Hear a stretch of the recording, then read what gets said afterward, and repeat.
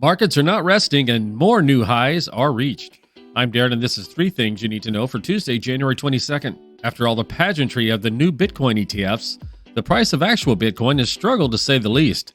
For the first time since early December, the price was dipping below $39.9 after market close. Next important support levels are around $38K. Oakland, California had only one In-N-Out burger. It will have 0 at the end of March. In spite of being busy and profitable, there are just too many ongoing issues with crime.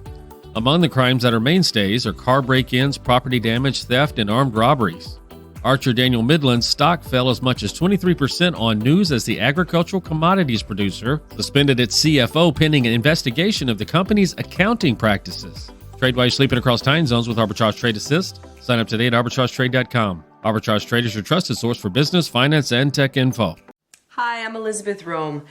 I've played many roles on TV and film, but today I want to speak to you as myself about a cause that's very dear to my heart. The Cancer Prevention and Treatment Fund provides free help to those who have cancer and those who wish to prevent it. They've also worked tirelessly on banning cancer-causing chemicals in our homes and neighborhoods. I want to thank them as a mom for protecting our families. Please donate today at the Cancer Prevention and Treatment Fund at stopcancerfund.com. What the fraud? Ari writes, 2024 is starting off like a roller coaster, with highs of new movies and projects to come during the year and lows of stealing in this case. A civilian worker in the financial sector of the U.S. Army somehow managed to steal over $100 million from 2016 until now. You read that correctly, not 1 million, not 10 million, but 100 million. What did the civilian worker spend this money on? Well, houses, properties, cars, and other luxuries. How did this happen?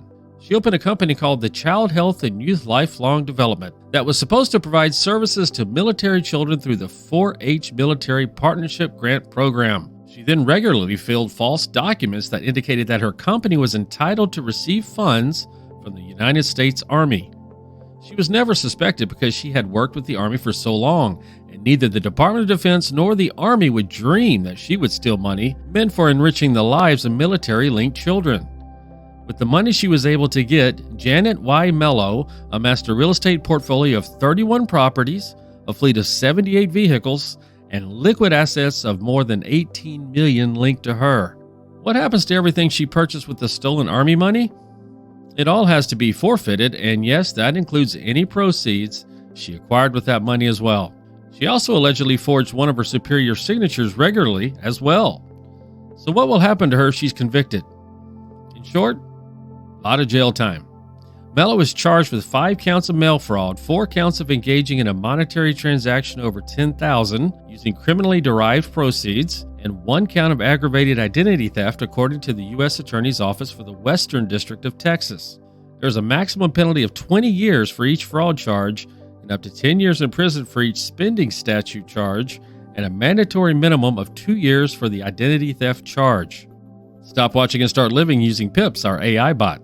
Go to arbitragetrade.com and check out Arbitrage Trade Assist. Uh-oh, Brad's buzzed. Oh, yeah? Yeah, he's starting with the woots.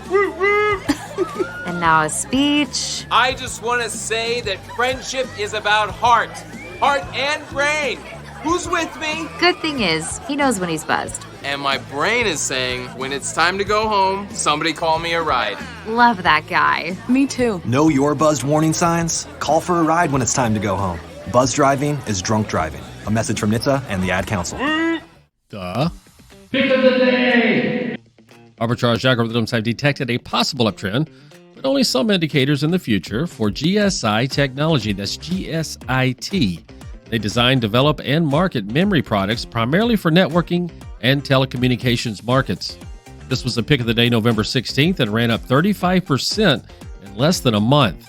It closed Monday at $2.38, 52-week high of $9.80, and a 52-week low of $1.45. Remember, we are not financial advisors. Please do your own research. Arbitrage Trade Analytics LLC is a privately held research company. Arbitrage Trade Analytics LLC is solely responsible for the preparation and distribution of the contents of this podcast.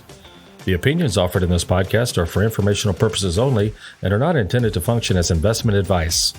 Seek a duly licensed professional for investment advice. For more information about the informational research and services offered by Arbitrage Trade Analytics LLC, please visit arbitragetrade.com.